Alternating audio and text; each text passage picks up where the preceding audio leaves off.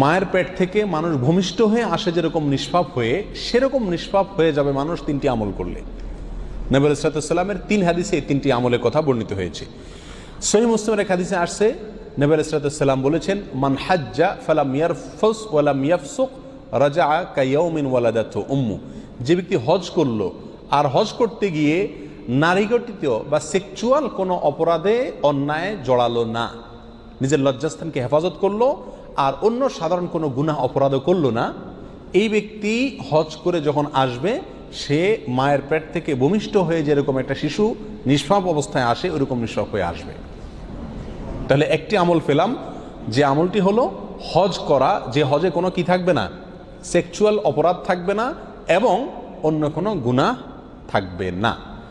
দ্বিতীয় আমল হলো, নবী আলাইহিস সালাম বলেছেন, এটিও সহিহ মুসলিমের ভিতরে আসছে, আন তাওয়াদ্দা কামা আমার আল্লাহ, যে ব্যক্তি ওযু করলো ঠিক সেভাবে যেভাবে আল্লাহ সুবহানাহু ওয়া তাআলা নির্দেশ করেছেন, অর্থাৎ যথাযথভাবে ওযুর প্রত্যেকটা কাজকে সঠিকভাবে করে পিওরভাবে একেবারে সুন্নাহসম্মত উপায়ে ওযু করলো।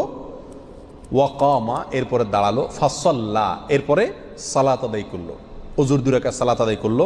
ফাহামিদাল্লাহ ওয়া আসনা আলাইহি ওয়া মাজ্জাদাহু, এরপরে সে আল্লাহর প্রশংসা করলো আর আল্লাহর গুণগান করলো, আল্লাহর স্তুতি বাক্য প্রকাশ করলো।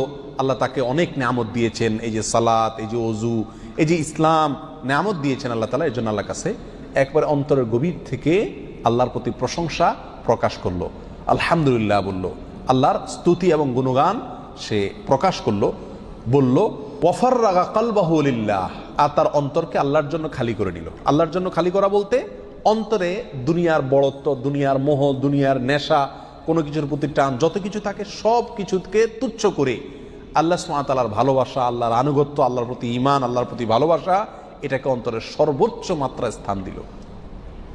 এই কাজগুলো যে ব্যক্তি করলো, নবী আলাইহিস সালাম বলেছেন, এই ব্যক্তিও রাজাআ কায়াউমিন ওয়ালাদাতহু উম্মু, মায়ের পেট থেকে ভূমিষ্ঠ হয়ে আসা শিশুর মতো নিষ্পাপ হয়ে যাবে।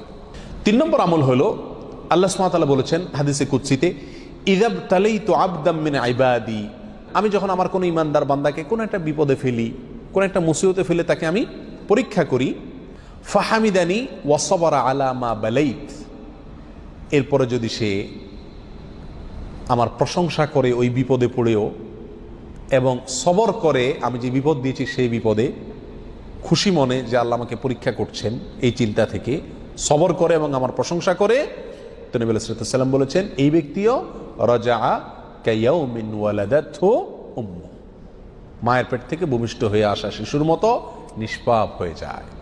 আবার বলছি আমরা এক নজরে 3টি আমলের প্রথম আমলটি হলো হজ যদি কেউ করে যেখানে সেক্সুয়াল কোনো অপরাধ না থাকে এবং সেখানে যদি অন্য কোনো অপরাধ না থাকে, অর্থাৎ ফ্রেশ হজ যদি কেউ করতে পারে।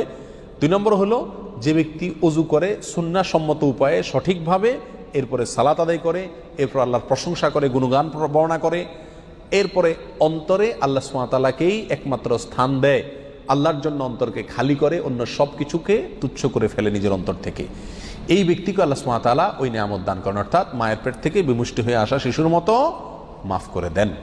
আর তৃতীয় হলেন ওই ব্যক্তি, যে ব্যক্তিকে আল্লাহ সুবহানাহু ওয়া তাআলা পরীক্ষা করলেন, কোনো বিপদ দিলেন, কোনো মুসিবত দিলেন, ওই মুসিবতে পড়েও সে আল্লাহ সুবহানাহু ওয়া তাআলা প্রশংসা করে এবং সবর করে, এই কথা চিন্তা করে যে আল্লাহ আমাকে পরীক্ষা করছেন, তো এই ব্যক্তিও মায়ের পেট থেকে ভূমিষ্ঠ হওয়া শিশুর মতো নিষ্পাপ হয়ে যায়।